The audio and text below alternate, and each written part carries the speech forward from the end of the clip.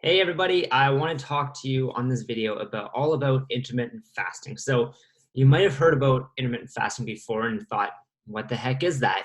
You may have gone on Google and checked it all out and tried to figure it out and say, what the heck is this? I'll give you the simple rundown. So most people, when we say like, have you ever tried fasting? People are like, there's no way I can do that. That's simply impossible. I just, no, no, no, no. And really, what you're already doing every night when you're sleeping is you are fasting. So, intermittent fasting basically means having an eating window. Typically, that eating window is about 8 hours. So, for example, 12 p.m. to 8 p.m., 10 a.m. to 6 p.m., 6 a.m. to 2 p.m. I don't know if I did the math right on that one, but either way, it's an 8-hour window. There's a lot of scientific studies, especially in the Ayurvedic side of things, in the Ayurvedic world, which you will be learning more about, is not to eat anything after 6 p.m. That's all based on how your body resets, how it digests, and how it resets over time. So what happens is when you're eating, in the eating window that you're having, your fight or flight system is constantly going, your sympathetic nervous system. So in your body, you have sympathetic nervous system and a parasympathetic nervous system. When you're eating, you are in that sympathetic nervous system, so that fight or flight. Your blood sugars will spike, and every time you eat, you're going to keep your blood sugars elevated. When you're not eating, your body is in the parasympathetic nervous system. So it's resting and digesting. That's when your blood sugar can now come back down and stabilize, and your body can actually process everything that it needs to process. When you're eating later at night, so say you eat at 8 p.m. and you go to bed at 10 a.m. or 10 p.m., 8 p.m., 10 p.m., your body's not really getting a chance to rest and digest. It's still in that fight or flight mentality. So you go to bed and your body is still fighting to do what it needs to do to break down the food. Whereas what it's supposed to be doing is actually resting and recovering and processing the day's events. So timing is really crucial with intermittent fasting. Most people get up in the morning and they get up at 5:36 and they put food in their mouth and they put food in their body, and then so we eat at 6 a.m. and then we eat and we're hungry at 9 a.m. So we eat again at 9 a.m. and then we eat at 12 because it's lunchtime, and then we eat a snack at 2, and then we eat supper at 6. So our eating window was 12 hours. That's only giving our body 12 hours to rest and digest. And it actually takes about, I think it's 6 hours for your digestion to actually happen. So you're only having a very short window of time where your body's actually in that rest and digest time frame. So that was the biggest thing I want to talk to you about in this video, is the difference between the sympathetic and the parasympathetic nervous system, the rest and digest being the parasympathetic, and the sympathetic being the fight or flight. And what your body is doing when you're eating food is in that fight or flight mentality. There's all kinds of benefits to intermittent fasting. The top 4 would be increased fat loss, better blood sugar regulation. Again, that blood sugar cycle, right? When you're not eating, you come back down, you stabilize, you're resting, you're recovering. Another benefit is reduced inflammation in the body. When your body is not forced to break down food, it can recover, it can repair, it can regenerate, and you're taking away the inflammation within your body. When you're eating and when you're constantly eating, because your body's in that fight or flight response, that sympathetic nervous system, it's constantly building up stress. And stress is how we get inflammation. Inflammation is caused by stress. So by not eating, you're reducing the inflammation in your body. A 4th benefit is boosted cellular turnover and repair. So again, pretty much along those same lines, your body is able to recover, your cells can regenerate. The cells, we have 30 trillion cells in our body that are constantly working in symphony. They work better when you're in a fasted state, when your body's actually resting and digesting. So all in all, you want to keep your eating window to about 8 hours. So what we would suggest is go 10 a.m. to 6 p.m. and keep it at that. So the hardest part there is the mindset around things. The first 3 days, probably the most difficult.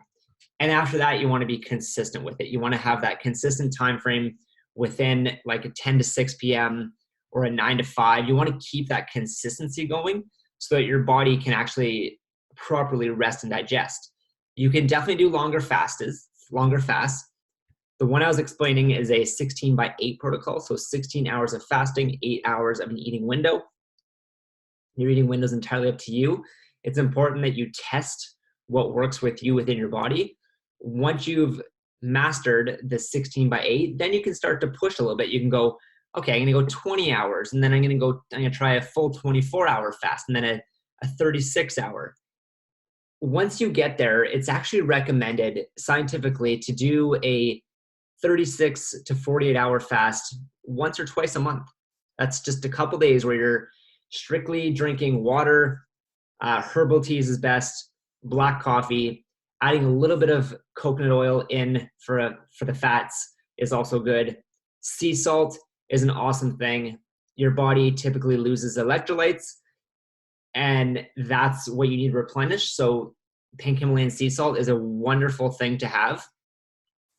But in terms of intermittent fasting, that's 16/8. You can do it all the time. You could do it for the rest of your life, and it wouldn't be a big deal.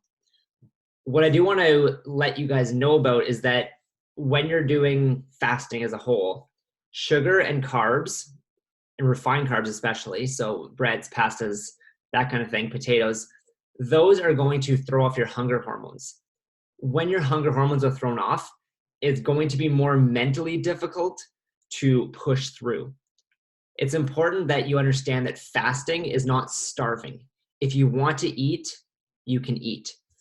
But at the same time, what we really want to do is challenge ourselves, challenge what's going on up here. Quite often we think we're physically hungry, but we're actually just emotionally hungry. We're actually craving water more than we're craving food. And when you do get those hunger pangs come up, you don't have to give in to them. You can just notice them being there. Again, fasting is not starving. If you choose to eat, if you choose to break that fast, you can do so. You have food abundantly available for you. So I'm going to encourage you to test things out, to start with the 16/8 protocol. You can download a form from this membership site, or you can send us a message. We can send that to you. And it's going to give you I started eating at this time, I finished at this time, that equaled that many hours of fasting. And you can actually track and visually see your progress as you go forward. So just want to look at my notes quickly and see what we talked about. So sympathetic, parasympathetic. Message us with any questions at all around that. Remember to add sea salt if you're doing extended fasts especially. Black coffee, great. Be mindful of what you add into your coffee during a fasted state, because it might kick you out of that fasted state. So if you're adding a double, that's definitely going to kick you out of your fasted state, and you are no longer fasting. So that will count as food because of how your body has to break it down. So 16/8 timing, you can do a longer fast, 24, 36, 48 hours. You can do 120 hours if you wanted to. Just be very mindful that you shouldn't do that just out of the gate, and you really have to prepare yourself. One thing I didn't talk about was, what do you eat after fasting? So you know that sugar and refined carbs will throw off your hunger hormones. They'll make you hungry. They'll trick your brain. They'll tell yourself crazy things. They also contribute to inflammation. So be very mindful of the foods that you do put into your body. Not saying that you shouldn't ever have them, because there's nothing wrong with that.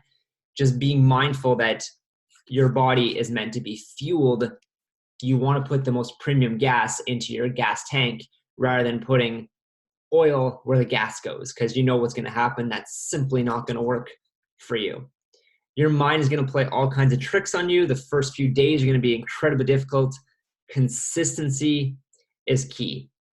And So what do you eat after a fast? Well, eat foods that are nutritious, eat foods that fuel you, eat green foods, eat proper healthy proteins, proper healthy fats, the good carbohydrates, the beans and lentils they're definitely higher carbs, but they're slower release. They don't spike your insulin and your glucose levels like crazy.